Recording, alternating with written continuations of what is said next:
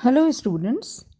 पिछले लेक्चर में हमने बात की थी बीएससी पार्ट 3 के थर्ड पेपर के बायोस्टैटिस्टिक्स के सिलेबस के बेसिस पे, और हमने कवर किया था कि हम किस प्रकार से आंकड़ों का निरूपण करते हैं, ग्राफिकल रिप्रेजेंटेशन ऑफ डाटा। और इसमें हमने देखा था कि किस प्रकार से हम लाइन डायग्राम बनाते हैं।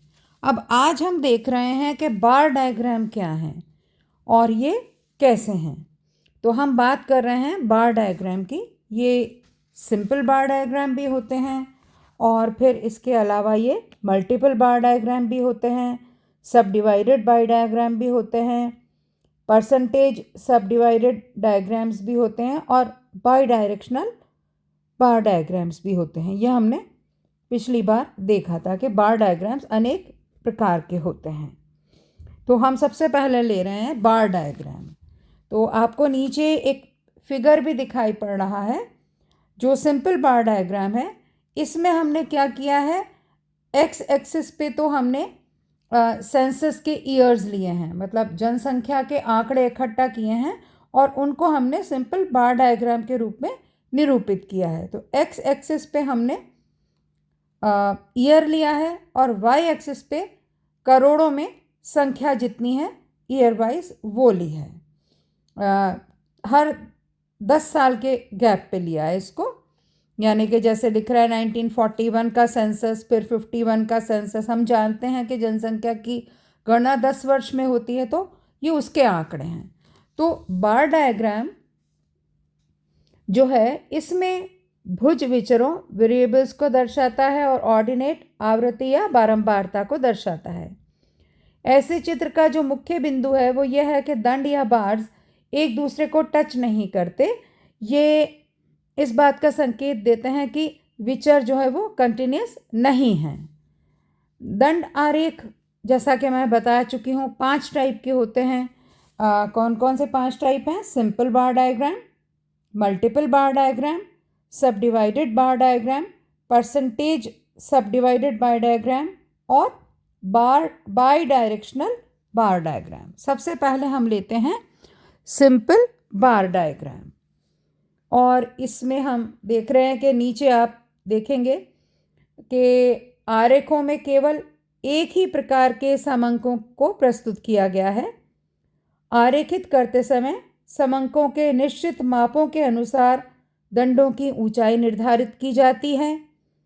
प्रत्येक जो बार है या दंड है उसकी चौड़ाई भी समान होती है तथा उनके मध्य की दूरी को भी समान रखा जाता है। अधिक सुंदर या आकर्षक या ईजीली एसेसिबल बनाने के लिए इसको कलर्ड में भी अलग अलग बार्स को हम दिखा देते हैं। ये दंड वर्टिकल एवं हॉरिजॉन्टल दोनों ही प्रकार से बनाए जाते हैं, लेकिन नॉर्मली हम उद्ग्रह या वर्टिकल आरेखों को ही प्रिफर करते हैं। तो ये एग्जाम्पल जो है इसमें इंडिया की सेंसस के आधार पे जनसंख्या के आंकड़े हैं जिन्हें हमने सिंपल बार डायग्राम के फॉर्म में निरूपित किया है। जैसे 1941 से 2001 तक का पॉपुलेशन डेंसिटी जो है वो इस प्रकार थी इनकी। नेक्स्ट वाले में, पहले में हमने देखा है पॉपुलेशन कितनी। चलिए पहले दोबारा आपको फर्स्ट वाला बता देते हैं। जैसे 1941, 51, 61, 71 ऐसे करके 2001 तक हमने लिया है। तो 1941 में जो आबादी थी, जो पॉपुलेशन थी, वो 31.9 करोड़ थी। 51 में ये बढ़ के हो गई 36.1। आपको दिख रहा है 1941 पे जो हमने हिस्टोग्राम लिया है उसके ऊपर वाई एक्सिस पे हम जहाँ उसको ख़त्म कर रहे हैं वो आ रहा है 31.9। ये ग्राफ पेपर पे आप बहुत इजीली देख सकते हैं अगर उस पर बना होता तो। फिर 51 में ले रहे हैं तो 1951 में आबादी थी 36.1 करोड़। तो हमने देखा कि ये बार 36.1 पे जाके ख़त्म हो रही है। 61 में थी 43.9। तो थर्ड जो है जिस पे सेंसस ईयर लिखा है 1961 वो 43.9 पे समाप्त हो रहा है। इसी प्रकार से 2001 तक है। जैसे 2001 में 102 करोड़ हो गई जनसंख्या हमारी, तो हमने देखा सबसे लंबी बार है और वो 102.7 करोड़ पे जाके ख़त्म होती है। जो अगला उदाहरण है जो मैं बता चुकी हूँ वो इसी सेंसस को लेके पॉपुलेशन घनत्व या पॉपुलेशन डेंसिटी को निरूपित कर रहे हैं। तो इसमें हम देख रहे हैं कि ये भी एक बार डायग्राम है। एक्स एक्सिस पे हमने सेंसस ईयर लिया है और वाई पे हमने डेंसिटी पर स्क्वायर किलोमीटर ली है। जैसे 1941 में आपको दिख रहा है ईयर में, और दूसरा है आपका घनत्व या डेंसिटी पर स्क्वायर किलोमीटर में। तो 1941 में जो डेंसिटी थी वो 103 पर्सन्स पर स्क्वायर किलोमीटर है। फिर 51 में हो गई 117 पर्सन्स पर स्क्वायर किलोमीटर। 1961 में हो गई 142 और ऐसे आते आते 2001 में हो गई है 324 पर्सन्स पर स्क्वायर किलोमीटर। तो एक्स एक्सिस पे हमने क्या लिया, ईयर, और वाई एक्सिस पे डेंसिटी। तो 1941 की है डेंसिटी 103 व्यक्ति पर वर्ग किलोमीटर। तो ये दंड कहाँ जाके ख़त्म हो रहा है, 100 के जस्ट ऊपर 103 व्यक्ति जहाँ आ रहे हैं। इसी प्रकार से 1951 का लें तो यहाँ पे है 117 पर्सन्स पर स्क्वायर किलोमीटर, तो ये हो रहा है 117 पे जाके समाप्त। और इसी प्रकार से 61, 71 और 2001 है, वहाँ पे जाके हम देख रहे हैं डेंसिटी 324 हो गई है। तो ये बार जो है वो 324 पे ख़त्म हो रहा है। तो इस प्रकार से हमें हर बार से उस सेंसस की उस साल की जो है उन आंकड़ों का जो घनत्व आ रहा है पॉपुलेशन का वो हमें दिखाई पड़ रहा है। तो ये था हमारा सिंपल बार डायग्राम। दूसरी प्रकार है इसकी बहुदंड आरेख या मल्टीपल बार डायग्राम। जब दो या दो से अधिक प्रकार के समंकों को प्रदर्शित करने वाले दंड आरेख को हम मल्टीपल बार डायग्राम कहते हैं। इस प्रकार के डायग्राम में संबंधित समंकों को प्रदर्शित करने वाले दंड एक दूसरे को टच करते हुए या स्पष्ट करते हुए बनाए जाते हैं, लेकिन विभिन्न समंकों के समूहों के मध्य दूरी समान रखी जाती है। और दंड समूह के प्रत्येक दंड को विभिन्न प्रकार के संकेतों या रंगों द्वारा दर्शाया जाता है। बहुदंड आरेख का उदाहरण अगर अपन लें तो नीचे लेते हैं, यानी कि हर दंड के पार्ट को हम अलग प्रकार से प्रदर्शित करते हैं। जैसे मान लीजिए हम बात कर रहे हैं एक हॉस्पिटल के आंकड़ों की, इस उदाहरण में जो 1992 से 1996 के मध्य के हैं, और इसमें हम देख रहे हैं हर साल इलाज कराने के लिए आने वाले पुरुष और महिलाओं की संख्या। तो 1992 में जो पुरुष आए हैं वो 700 हैं, महिलाएं 500 हैं और बच्चे जो हैं वो 350 हैं। तो हम इसमें क्या कर रहे हैं, एक्स एक्सिस पे हम क्या ले रहे हैं, ईयर ले रहे हैं। 1992 लिया हमने, फिर 1993 लिया, आपको नीचे चित्र में दिखाई पड़ रहा है, फिर हमने लिया 1994, फिर 1995, फिर 1996। तो 1992 पे हम काय की स्टडी कर रहे हैं, ब्लैक कलर से पुरुषों की संख्या बता रहे हैं, और शेडेड जो डार्क है शेडेड वो महिलाओं की संख्या बता रहा है, और प्लेन वाइट जो है वो बच्चों की संख्या बता रहा है। तो 1992 में पुरुषों की संख्या 700 थी, तो ये ब्लैक जो बार है वो 700 पे जाके ख़त्म हो रही है। इसमें हम क्या 1992 का ही आंकड़ा ले रहे हैं, तो हम महिलाओं की संख्या देखते हैं वो 500 है। तो आप देख रहे हैं डार्क शेडेड जो है वो 500 पे जाके ख़त्म हो रहा है।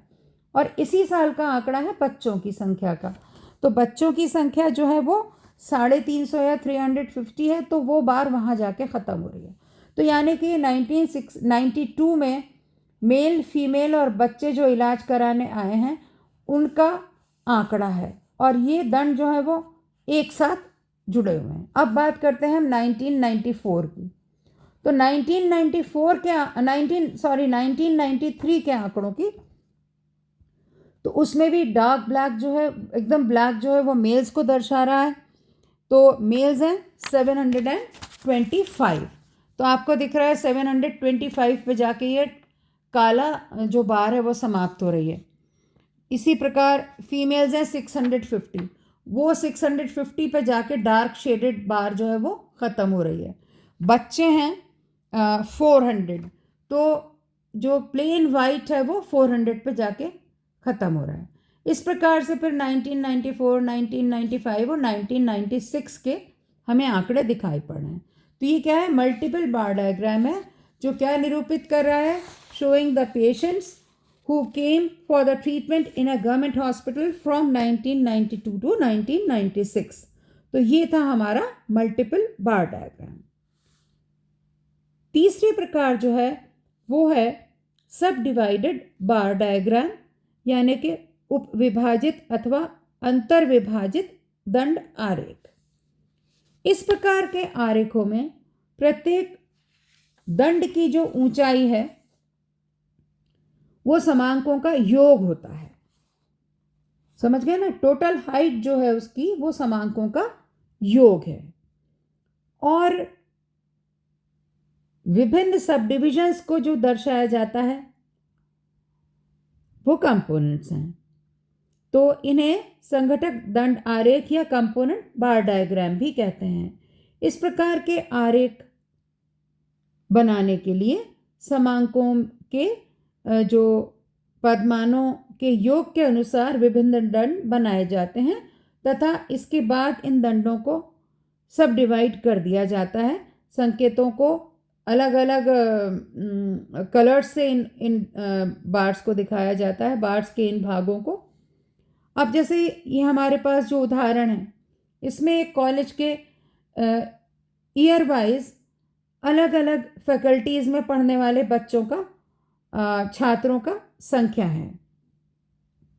जैसे 1997 से 1998, 1998 से 1999 और 1999 से 2000। तो ये क्या है, इसमें बच्चों की जो है वो संख्या है पर ईयर। साइंस फैकल्टी में, कॉमर्स फैकल्टी में, आर्ट्स फैकल्टी में और लॉ फैकल्टी में, और फिर उनका योग है। तो आपको दिख रहा है प्रत्येक दंड जो है वो क्या है, ईयर दिखा रहा है। सबसे पहला वाला दिखा रहा है 1997 से 1998।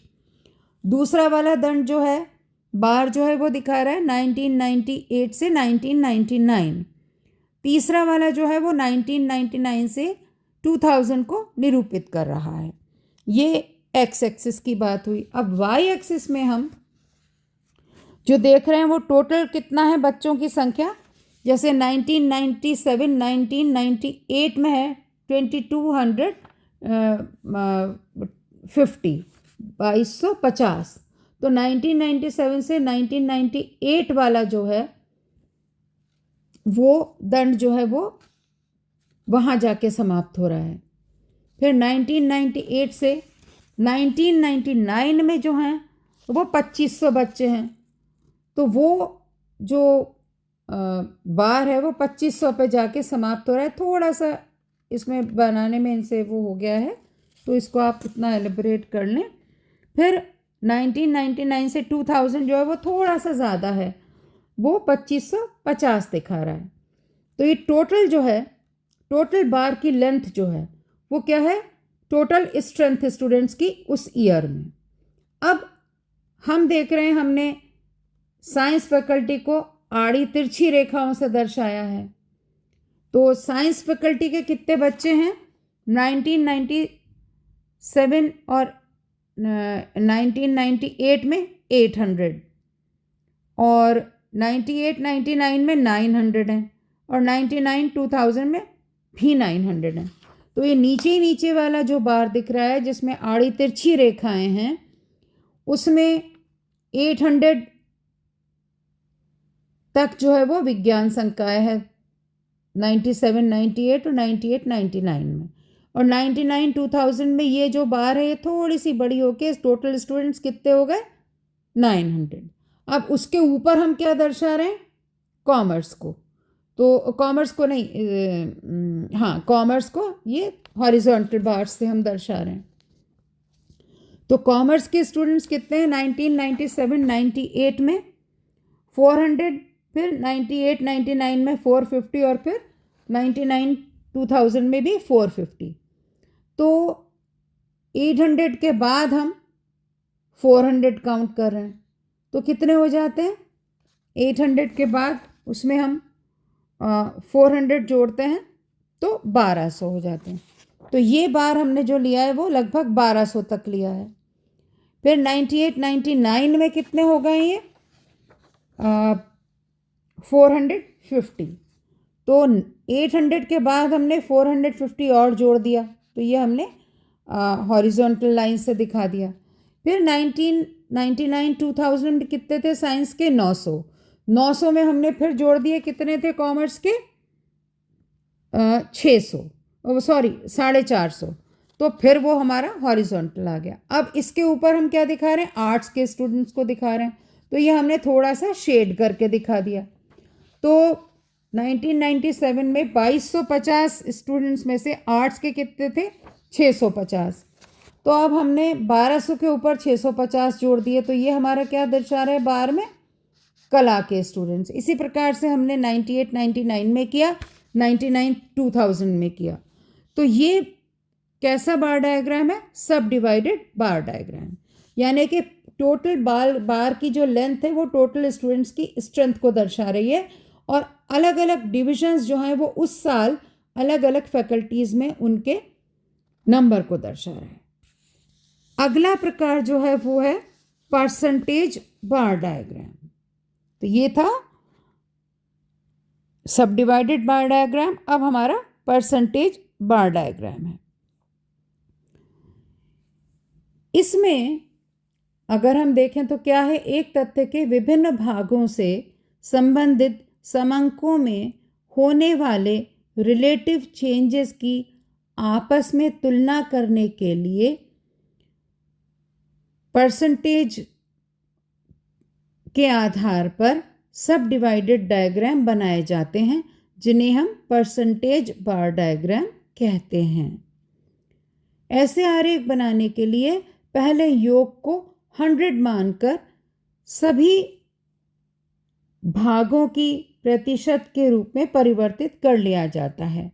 फिर कम्युलेटिव परसेंटेज संचयी प्रतिशतता ज्ञात कर ली जाती है। इसके पश्चात उचित इकाई के मान 1 सेंटीमीटर जैसे इज इक्वल टू 10% के अनुसार 100% के समान ऊंचाई के सरल दंड आरेख बनाकर उनमें आधार रेखा या बेस लाइन से संचयी प्रतिशतों के बराबर भाग काट लिए जाते हैं तथा इन भिन्न भिन्न भागों को संकेत चिन्हों या कलर्स द्वारा अंकित किया जाता है। अब जैसे आपको जो उदाहरण दे रहे हैं वो हमें क्या करना है बीएससी पार्ट 3 की परीक्षा में विभिन्न श्रेणियों में उत्तीर्ण हुए एवं अनुत्तीर्ण छात्रों की संख्या निम्न प्रकार है। उत्तीर्ण या अनुत्तीर्ण first division, second division, third division और अनुत्तीर्ण।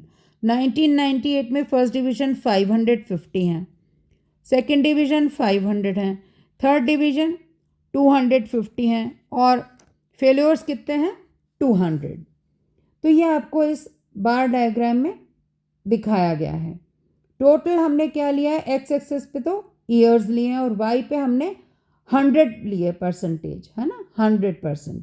तो 1998-99 में माना हमने फर्स्ट डिवीजन कितने हैं 550, तो सबसे